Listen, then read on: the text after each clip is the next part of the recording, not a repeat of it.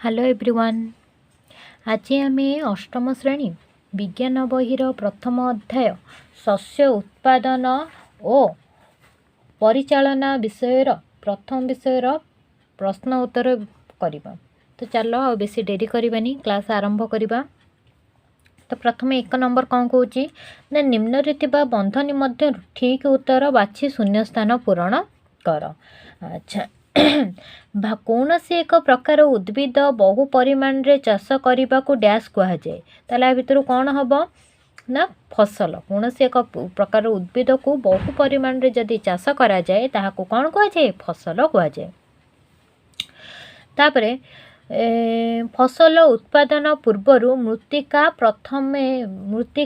Dash प्रथम पदक्षेप अटे। ताले फसल उत्पादन करने पूर्वर मृत्तिका को कौन करा जाए तो प्रथमे कौन करा जाए ना मृत्तिका प्रस्तुत करा जाए। मृत्तिका कौन प्रस्तुत करा जाए कौन हम प्रस्तुति प्रथम पदक्षेप अटे। तापर कौन कहूँ ना डैश होइतिबा मंजी गुड़िक पानी रे भासी थांती। ताले को एटी कौन बसिबा नष्ट होइतिबा मंजी गुड़िक पानी रे कौन भासी थांती। तो कौन नष्ट पोषक बुड़ीबा प्रस्तुति एठी कौन नष्ट कहीं तो नष्ट होइतिबा एठी हबो। फसल उत्पादन पई प्रचुर सूर्यालोक जल सह मृत्तिकास्थ डैश आवश्यक। ताले फसल उत्पादन पई प्रचुर परिमाण कौन सूर्यालोक दरकार आउ कौन जल दरकार ता सह आउ कौन मृत्तिकास्थ पोषक आवश्यक बुझेला। तापरे 2 नंबर देखिबा। तापरे 2 नंबर कौन कहूची ना क स्तंभर शब्द सह ख स्तंभर उपयुक्त शब्द बाछि मिलाओ। क स्तंभर शब्द सहित कौन ख स्तंभर उपयुक्त शब्द को बाछि कौन करबा मिसेइबा। अच्छा खरीफ फसल एटी कौन हम खरीफ फसल सहित कार अच्छी धान और मक्का। रबी फसल गहम बुट और मटर। रासायनिक सार यूरिया और सुपर फॉस्फेट। जैविक सार का सहित ना प्राणीर मल और गोबर मूत्र एवं उद्भिदर अवशेष अटे। तो यार आ सहित संपर्क रही। 3 नंबर देखिबा। प्रत्येक 2टी लेखाए उत्तर दियो। ताले कौन 2टी लेखाए उत्तर दबा। करे कौन कही खरीफ फसल केबे ना वर्षा दिने चाष करा जाउतिबा फसल को खरीफ फसल कहुए। मन रखिबो खरीफ फसल क्या कहुए ना वर्षा दिने जो चाष सब करा जाए ताको खरीफ फसल कहुए। जेमती कि कौन ना धान मक्का कपा चिना बादाम सोयाबीन आदि फसल खरीफ फसल अंतर्भुक्त अटे। सेमती रबी फसल क्या कहती ना भारत में साधारणतः अक्टोबर रु मार्च मास पर्यंत समय रबी ऋतु होइथिबारु एही समय उत्पादित हेउथिबा फसल को रबी फसल कहुए। ताले रबी फसल कौन ना कोट अक्टोबर रु मार्च मास पर्यंत जो सही समय होची कौन रबी ऋतु होइथिबारु एही समय रे उत्पादित हेउथिबा फसल को रबी फसल कहुए। जेमिति कौन ना एही समय रे गहम बुट मटर सोरिष मुग बिरी खसा आदि चाष करा जाय थाए।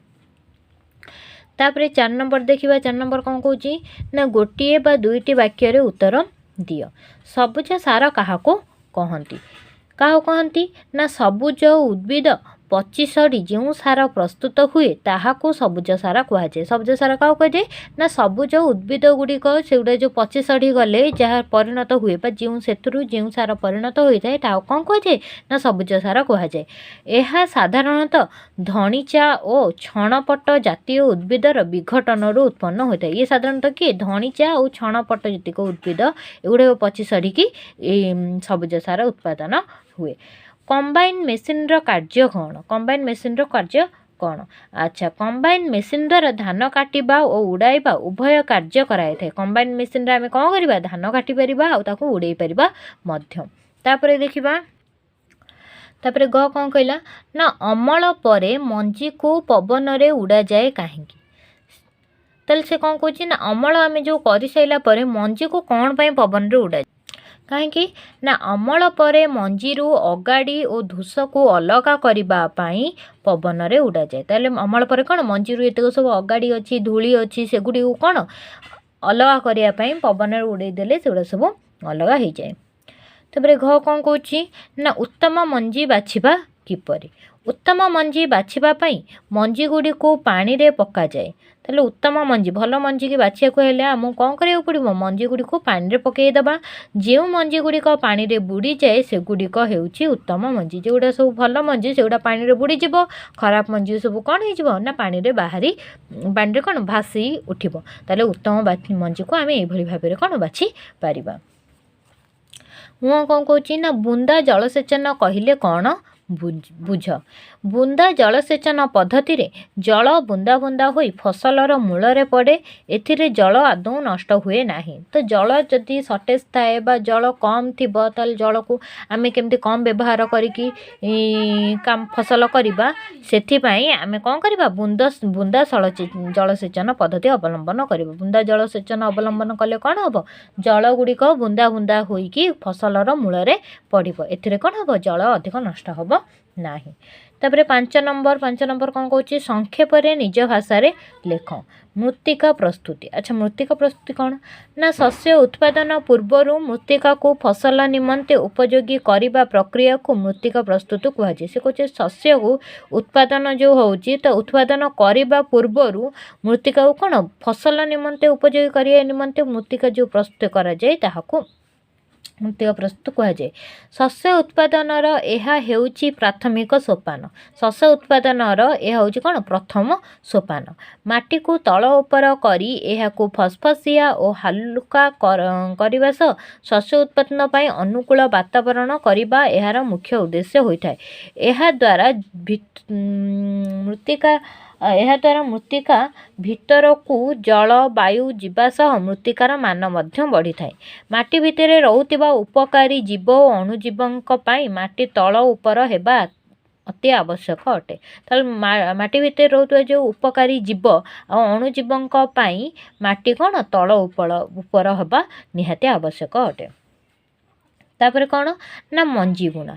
ଆଚ୍ଛା, ମଞ୍ଜି ବୁଣା କ'ଣ ନା ମଞ୍ଜି ବୁଣିବା ପୂର୍ବରୁ ନିମ୍ନଲିଖିତ ବିଷୟ ଗୁଡ଼ିକ ପ୍ରତି ଧ୍ୟାନ ଦେବା ଆବଶ୍ୟକ। ମଞ୍ଜି ଗୁଡ଼ିକ ଉନ୍ନତମାନର, ଅଧିକ ଅମଳକ୍ଷମ, ପରିଷ୍କାର, ସୁସ୍ଥ ଓ ସଂକ୍ରମଣ ମୁକ୍ତ ହେବା ଆବଶ୍ୟକ। ତାହେଲେ ମଞ୍ଜି ଆମେ ଯେତେବେଳେ ବୁଣିବା ତା ପୂର୍ବରୁ ଆମକୁ ପ୍ରଥମେ ଦେଖିବାକୁ ପଡ଼ିବ କ'ଣ? ମଞ୍ଜି ଯେମିତି ଉନ୍ନତମାନର ହେଇଥିବ, ଅଧିକ ଅମଳକ୍ଷମ ହେଇଥିବ, ପରିଷ୍କାର ଓ ସୁସ୍ଥ ସଂକ୍ରମଣ ମୁକ୍ତ ହେଇଥିବା ଆବଶ୍ୟକ ଅଟେ। ରୋଗମୁକ୍ତ କରିବା ପାଇଁ ସେଗୁଡ଼ିକର ଉପଯୁକ୍ତ କବକମାରୀ ପ୍ରୟୋଗ କରିବା ଆବଶ୍ୟକ। ମଞ୍ଜି ଗୁଡ଼ିକ ମୃତ୍ତିକାର ଠିକ୍ ଗଭୀରତାରେ ବୁଣାଯିବା ଆବଶ୍ୟକ। ମଞ୍ଜି ଗୁଡ଼ିକ ଅଧିକ ବହଳିଆ ନ ହେବା ପାଇଁ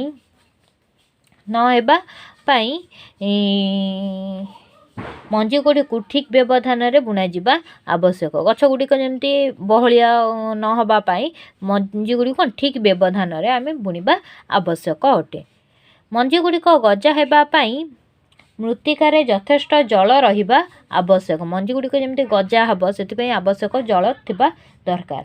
ଆଜିକାଲି ଟ୍ରାକ୍ଟରରେ ଖଞ୍ଜା ଯାଇଥିବା ଡ୍ରିଲିଂ ଯନ୍ତ୍ର ଦ୍ୱାରା ମଞ୍ଜି ବୁଣା କାର୍ଯ୍ୟ ସହଜରେ, କମ୍ ସମୟରେ ଓ କମ୍ ପରିଶ୍ରମରେ ହୋଇପାରୁଛି। ବୁଝିହେଲା? ସେମିତି ତାପରେ ଗ ଦେଖିବା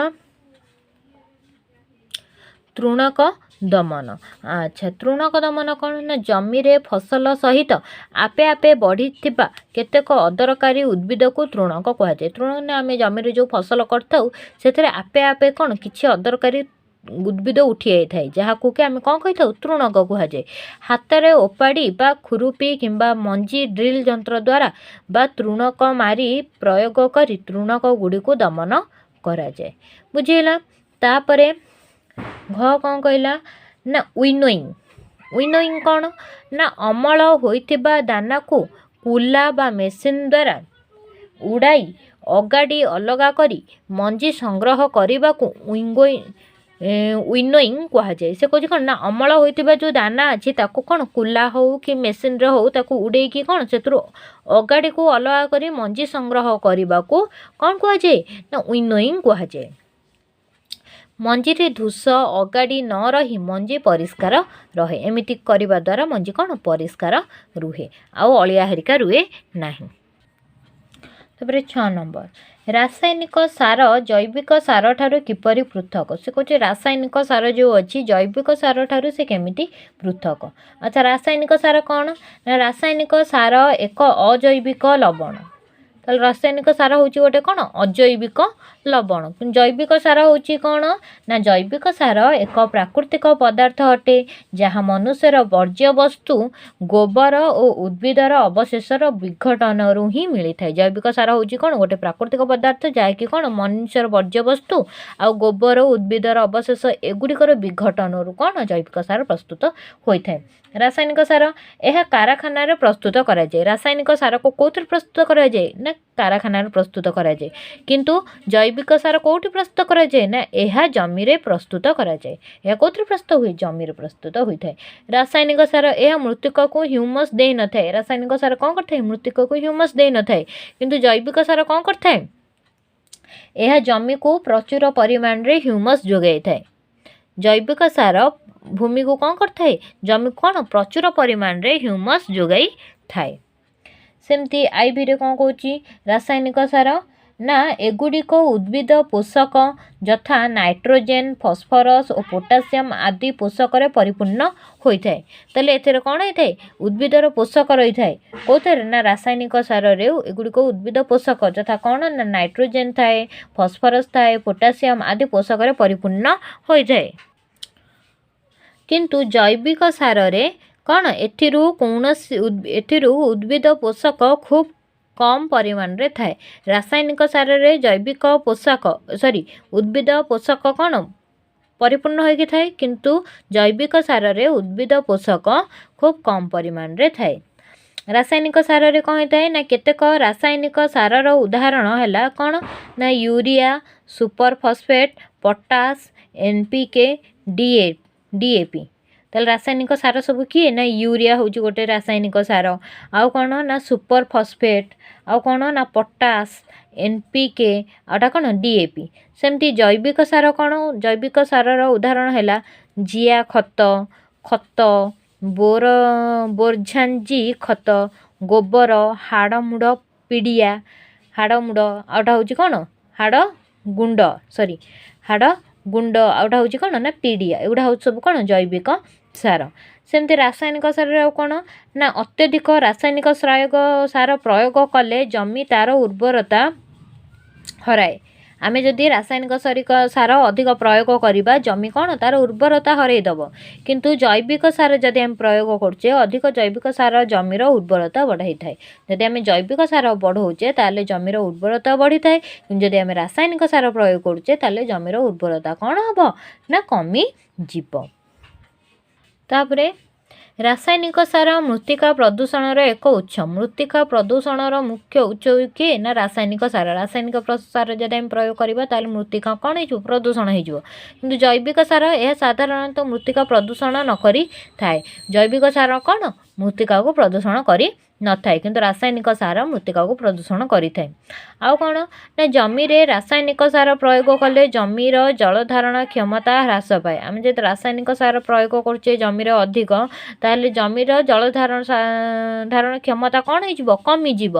किंतु जदि आम जैविक सार प्रयोग करुचे ताले खत प्रयोग द्वारा मृत्तिका उन्नत हुए और जल धारण क्षमता वृद्धि पाए। जल धारण क्षमतार बहुत अच्छी किंतु रासायनिक सार प्रयोग कले जल धारण क्षमता कौन कमे दब। आउ कौन ना यह केतक जिया और अणुजीव संख्या माटी रे कमाई दिए। रासायनिक सार प्रयोग करने द्वारा आउ कौन होता है जिया और अणुजीव कौन माटी रे कमी जाए। किंतु खत प्रयोग फल रे माटी रे उपकारी अणुजीव संख्या कौन हुए वृद्धि पाई जाए।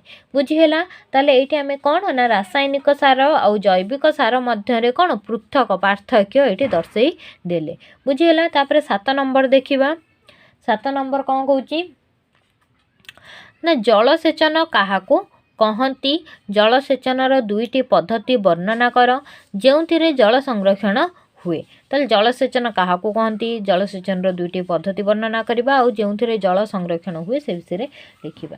अच्छा, निर्दिष्ट समय व्यवधान रे फसल को आवश्यक जल जोगाई देवाकू जलसेचन कहुए। जलसेचन कौन ना निर्दिष्ट समय व्यवधान में आम जदि फसल कौन आवश्यक जल जोगाई दे पारुचे ताहाको आम कौन कहवा ना जलसेचन कहुए। आधुनिक जलसेचन पद्धति रे कम जल खर्च हुए। आम जदि आधुनिक जलसेचन पद्धति को अवलंबन करवा ताले आमर से कौन जल कौन कम खर्च हम। मुख्य पद्धति गुड़िक है स्प्रिंकलर पद्धति और बूंदा पद्धति।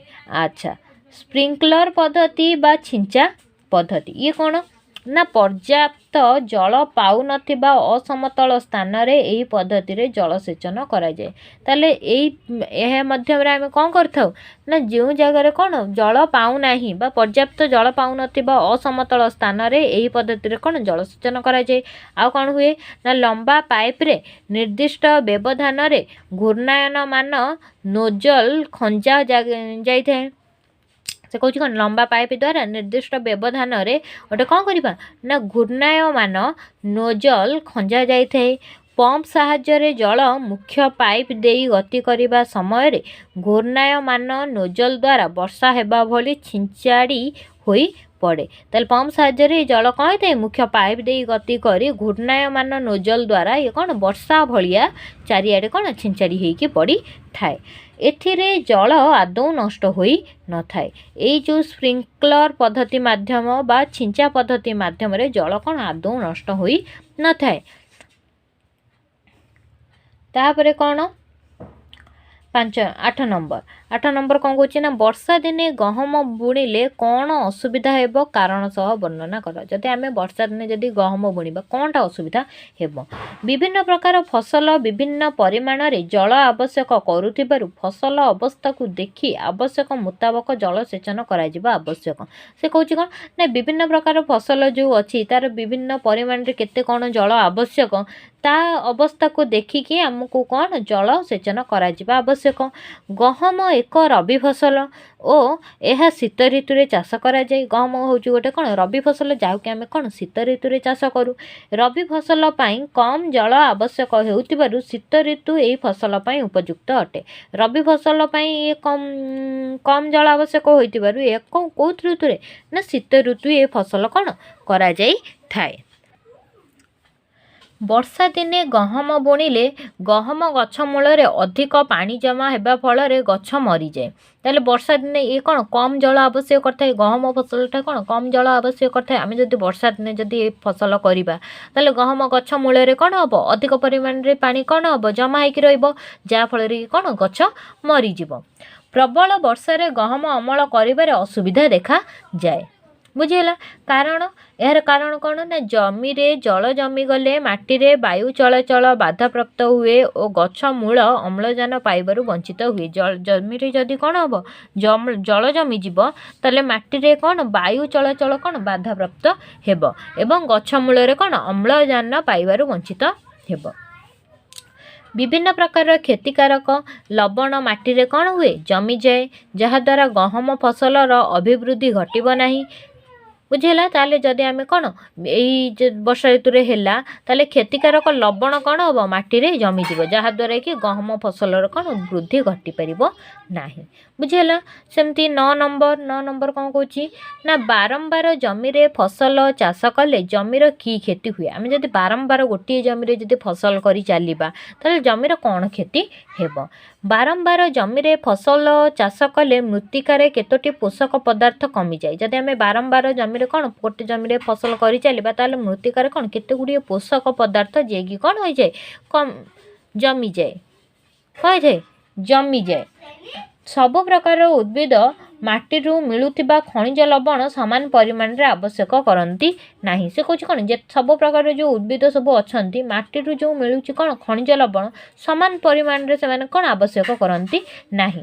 फल गोटे निर्दिष्ट फसल गोटे जमी रे बारंबार चाष कले जमीरू कौन लवणर अभाव देखा जाए। जदि आम गोटे निर्दिष्ट फसल को गोटे जमी रे सेमती गला बारंबार करी चलिबा ताले जमीरू कौन लवण अभाव देखा जीव। ଏହି ସମସ୍ୟାରୁ ରକ୍ଷା ପାଇବା ପାଇଁ ଫସଲ ପର୍ଯ୍ୟାୟ ଅବଲମ୍ବନ ଆବଶ୍ୟକ। ଏଇ ଯେଉଁ ସମସ୍ୟା ରହିଛି ସେଥିରୁ ଯଦି ଆମକୁ ରକ୍ଷା ପାଇବା ପାଇଁ ହେବ ତାହେଲେ ଆମେ ଫସଲ ପର୍ଯ୍ୟାୟ ଅବଲମ୍ବନ କରିବା ଆବଶ୍ୟକ ଅଟେ। ସାର ପ୍ରୟୋଗ ଫଳରେ କେତେକ ଉପକାରୀ ଅଣୁଜୀବ ଓ ଜିଆ ନଷ୍ଟ ହୋଇଯିବା ଫଳରେ ଜମି ତା'ର ଉର୍ବରତା ହରାଏ। ଯେଉଁ ସାର ଆମେ ଯେଉଁ ପ୍ରୟୋଗ କରୁଛେ ତା ଫଳରେ ଯେଉଁ ଅଛି ଉପକାରୀ ଅଣୁଜୀବ ଆଉ ଜିଆ ଏଗୁଡ଼ିକ ଯଦି ନଷ୍ଟ ହୋଇଯିବେ ଜମି କ'ଣ ତା'ର ଉର୍ବରତା ହରାଇ ବସିବ। ବୁଝିହେଲା। ତାପରେ 10 ନମ୍ବର, ତୃଣକ କାହାକୁ କୁହାଯାଏ, ସେଗୁଡ଼ିକୁ କିପରି ଦମନ କରାଯାଏ। ତାହେଲେ ତୃଣକ କ'ଣ, ତାକୁ ଆମେ ଦମନ କରିବା କିପରି? ଜମିରେ ଫସଲ ସହିତ ଆପେ ଆପେ ବଢ଼ିଥିବା କେତେକ ଅନାବଶ୍ୟକ ଉଦ୍ଭିଦକୁ ତୃଣକ କୁହାଯାଏ। ତାହେଲେ ତୃଣକ କ'ଣ ନା ଯେଉଁ ଆମେ ଯେଉଁ ଫସଲ କରୁଛେ ସେଥିରେ କ'ଣ ଆପେ ଆପେ ଛାଁ ଛାଁ ଯେଉଁ ଉଦ୍ଭିଦ ଗୁଡ଼ିକ ଉଠି ଯାଇଥାନ୍ତି ସେଗୁଡ଼ିକୁ କ'ଣ କୁହାଯାଏ, ତୃଣକ କୁହାଯାଏ। ଏବଂ ସେଗୁଡ଼ିକୁ ଜମିରୁ ନିର୍ମୂଳ କରିବାକୁ ତୃଣକ ଦମନ କୁହାଯାଏ। ଆମେ ତାକୁ କ'ଣ ଜମିରୁ ସେ ତୃଣକକୁ ଓପାଡ଼ିବାକୁ କ'ଣ କୁହାଯାଏ ନା ତୃଣକ ଦମନ କୁହାଯାଏ। ତୃଣକ ଗୁଡ଼ିକ ବଢ଼ି ଜଳ, ପୋଷକ, ସ୍ଥାନ ଓ ଆଲୋକ ପାଇଁ ଫସଲ ସହିତ ପ୍ରତିଯୋଗିତା କରି ଫସଲ ବୃଦ୍ଧିରେ ବାଧା ସୃଷ୍ଟି କରନ୍ତି। ସେ ଯେଉଁ ତୃଣକ ଗୁଡ଼ିକ ଯଦି ଆମେ ତାକୁ ଯଦି ଦମନ ନ କରିବା ସେଗୁଡ଼ିକ କ'ଣ ବଢ଼ିଯିବେ, ଯାହାଫଳରେ କ'ଣ ଫସଲ ସହିତ ସେମାନେ ମଧ୍ୟ କ'ଣ ଜଳ ଆବଶ୍ୟକ କରିବେ, ପୋଷକ ଆବଶ୍ୟକ କରିବେ, ସ୍ଥାନ ମଧ୍ୟ ଆବଶ୍ୟକ କରିବେ, ଆଲୋକ ମଧ୍ୟ ଆବଶ୍ୟକ କରିବେ, ଯାହାଫଳରେ ସେ ଫସଲ ସହିତ କ'ଣ ପ୍ରତିଯୋଗିତା କରିବେ, ଯାହାକି ଫସଲ ବୃଦ୍ଧିରେ କ'ଣ ବାଧା ସୃଷ୍ଟି ହେବ। ସେଥିପାଇଁ ତୃଣକକୁ ଆମକୁ ଦମନ କରିବାକୁ ପଡ଼ିଥାଏ। କେତେକ ତୃଣକ ଫସଲ ଅମଳରେ ବାଧା ସୃଷ୍ଟି କରନ୍ତି ଏବଂ ପ୍ରାଣୀ ଓ ମନୁଷ୍ୟମାନଙ୍କ ପାଇଁ ବିଷ ଭଳି କାର୍ଯ୍ୟ କରିଥାନ୍ତି। ଏ ଯେଉଁ ତୃଣକ ଯଦି ଫସଲ ଅମଳରେ ବାଧା ସୃଷ୍ଟି କରିବା ସହିତ ପ୍ରାଣୀ ଆଉ ମନୁଷ୍ୟମାନଙ୍କ ପାଇଁ ବିଷ ଭଳି କାର୍ଯ୍ୟ କ'ଣ କରିଥାନ୍ତି। ବୁଝିହେଲା। ତାପରେ ଦେଖିବା, ତାପରେ କ'ଣ କହିଲା ନା ତୃଣକ ଦମନର ବିଭିନ୍ନ ଉପାୟ। ଆମେ କେଉଁ କେଉଁ ଉପାୟରେ ତୃଣକକୁ ଦମନ କରିପାରିବା। ମଞ୍ଜି ବୁଣିବା ପୂର୍ବରୁ ଏଗୁଡ଼ିକ ହଳ ଦ୍ୱାରା ଉପୁଡ଼ି ଯାଆନ୍ତି ଓ ଶୁଖି ମାଟିରେ ମିଶିଯାଆନ୍ତି। ପ୍ରଥମତଃ ଆମେ ଯେତେବେଳେ ମଞ୍ଜି ବୁଣିବା ତା ପୂର୍ବରୁ ହଳ ହୋଇଥାଏ, ତ ହଳ ଦ୍ୱାରା ସେଗୁଡ଼ିକ ସବୁ କ'ଣ ଉପୁଡ଼ି ଯାଇଥାନ୍ତି ଆଉ ମାଟିରେ କ'ଣ ମିଶିକି ଶୁଖି ଯାଇଥାନ୍ତି। ତାପରେ ନା ଫୁଲ ଓ ମଞ୍ଜି ଧରିବା ପୂର୍ବରୁ ଏଗୁଡ଼ିକୁ ଦମନ କରିବା ଆବଶ୍ୟକ। ଯେତେବେଳେ ଗଛରେ କ'ଣ ଫସଲରେ ଯେତେବେଳେ ଫୁଲ ଧରିବ ବା ମଞ୍ଜି ଟିକେ ଟିକେ ଧରିବା ଆସିଯିବ ତା ପୂର୍ବରୁ ଆମକୁ କ'ଣ କରିବାକୁ ପଡ଼ିବ, ଏ ତୃଣକମାନଙ୍କୁ ଦମନ କରିବାକୁ ପଡ଼ିବ। ଆଉ କ'ଣ ନା ହାତରେ ଓପାଡ଼ି ବା ଖୁରୁପି କିମ୍ବା ମଞ୍ଜି ଡ୍ରିଲ୍ ଯନ୍ତ୍ର ଦ୍ୱାରା ତୃଣକ ମାରି ପ୍ରୟୋଗ କରି ଏଗୁଡ଼ିକୁ ଦମନ କରାଯାଏ। ଆଉ କ'ଣ ନା ଯେଉଁ ରାସାୟନିକ ପଦାର୍ଥ ଫସଲର କୌଣସି କ୍ଷତି ନ ଘଟାଇ କେବଳ ତୃଣକକୁ ଦମନ କରିଥାଏ ତାହାକୁ ତୃଣକ ମାରି କୁହାଯାଏ। ଉଦାହରଣ ହେଲା କ'ଣ 2,4-D ହେଲା। ତ ଏଇ ରାସାୟନିକ ପଦାର୍ଥ କ'ଣ ଥାଏ, ଫସଲର କୌଣସି କ୍ଷତି କରିନଥାଏ, କେବଳ ତୃଣକକୁ ହିଁ ଦମନ କରିଥାଏ। ଏହାକୁ କ'ଣ କୁହାଯାଏ, ତୃଣକ ମାରି କୁହାଯାଏ। ତୃଣକ ମାରିକୁ ଜଳରେ ଦ୍ରବୀଭୂତ କରି ସିଞ୍ଚନ ଯନ୍ତ୍ର ସାହାଯ୍ୟରେ ସିଞ୍ଚନ କରି ତୃଣକ ଦମନ କରାଯାଏ। ଏ ତୃଣକ ମାରିକୁ ଆମେ କ'ଣ କରିବା ନା ଜଳରେ ଏହାକୁ ଦ୍ରବୀଭୂତ କରିକି ସିଞ୍ଚନ ଯନ୍ତ୍ରରେ ସିଞ୍ଚନ କରିବା ଦ୍ୱାରା ତୃଣକ କ'ଣ ହେଇଥାଏ, ଦମନ ହେଇଥାଏ। ତୃଣକ ବଢ଼ୁଥିବା ଅବସ୍ଥାରେ ଏବଂ ଫୁଲ ଓ ମଞ୍ଜି ଧରୁଥିବା ପୂର୍ବରୁ ତୃଣକ ମାରି ପ୍ରୟୋଗ କରାଯାଏ। ଏ ତୃଣକ ମାରିକୁ ଆମେ କେତେବେଳେ ପ୍ରୟୋଗ କରିବା, ଯେତେବେଳେ ତୃଣକ ଗୁଡ଼ିକ ବଢ଼ୁଥିବା ଅବସ୍ଥାରେ ଏବଂ ଫସଲରେ ଫୁଲ ମଞ୍ଜି ଧରିବା ପୂର୍ବରୁ ହିଁ ଆମେ ଏହାକୁ ବ୍ୟବହାର କରିବା ଉଚିତ। ବୁଝିହେଲା। ତ ଏଇଠି 10 ନମ୍ବର ସରିଯାଇଛି। ତ 11 ନମ୍ବର ଦେଖିବା। 11 ନମ୍ବର କ'ଣ କହୁଛି ନା ଆଖୁ ଉତ୍ପାଦନର ଫ୍ଲୋ ଚାର୍ଟ ଦେଖାଇବା ପାଇଁ ନିମ୍ନଲିଖିତ ବାକ୍ସ ଗୁଡ଼ିକ କ୍ରମ ଅନୁସାରେ ସଜାଏ। ଆଖୁ ଉତ୍ପାଦନର ଫ୍ଲୋ ଚାର୍ଟ କେମିତି କ'ଣ ଆମେ ଆଖୁ ଚାଷଟା କରିବା ତାକୁ ଆମେ ଏଇସବୁ ଜିନିଷକୁ ନେଇକି ଗୋଟେ ଚାର୍ଟ କରିବା। କ'ଣ ନା ପ୍ରଥମେ ଆମକୁ କ'ଣ କରିବାକୁ ପଡ଼ିବ, ମୃତ୍ତିକା ପ୍ରସ୍ତୁତ କରିବାକୁ ପଡ଼ିବ। ମୃତ୍ତିକା ପ୍ରସ୍ତୁତି କରିବା, ତାପରେ କ'ଣ କରିବା ନା ହଳ କରିବା, ତାପରେ ଲଗାଇବା, ସାର ଗଛ ଲଗାଇବା, ତାପରେ ସାର ପ୍ରୟୋଗ କରିବା, ତାପରେ କ'ଣ କରିବା ଜଳସେଚନ କରିବା, ତାପରେ ଅମଳ କରିବା, ତାପରେ ଆଖୁ କାରଖାନାକୁ ପଠାଯିବ। ବୁଝିହେଲା। ତାପରେ 12 ନମ୍ବର ଦେଖିବା। 12 ନମ୍ବର କ'ଣ କହୁଛି ନା ନିମ୍ନରେ ଦିଆଯାଇଥିବା ସୂତ୍ର ପ୍ରୟୋଗ କରି ଶବ୍ଦ ଧନ୍ଦା ପୂରଣ କର। ଆଚ୍ଛା, ଉପରୁ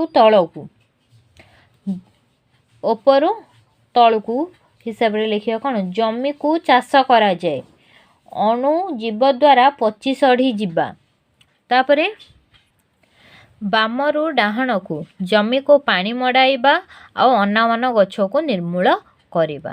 ଆଚ୍ଛା, ତାହେଲେ ଏଇ ଯେଉଁ ଫାର୍ଷ୍ଟଟା କହିଲା କ'ଣ ନା ଉପରୁ ତଳକୁ, ତାହେଲେ ଉପରୁ ଜମିକୁ ଚାଷ କରିବା ମାନେ ହଳ କରିବା, ତାହେଲେ ହଳ କରିବା ଇଏ ହେଇଗଲା କ'ଣ ହଳ କରିବା। ତାପରେ ଆଉ କ'ଣ ସେଚନ କରିବା, ଏଠି ହେଲା କ'ଣ ସେଚନ କରିବା, ଏଠି ହେଲା କ'ଣ ପଚନ ବାଛିବା।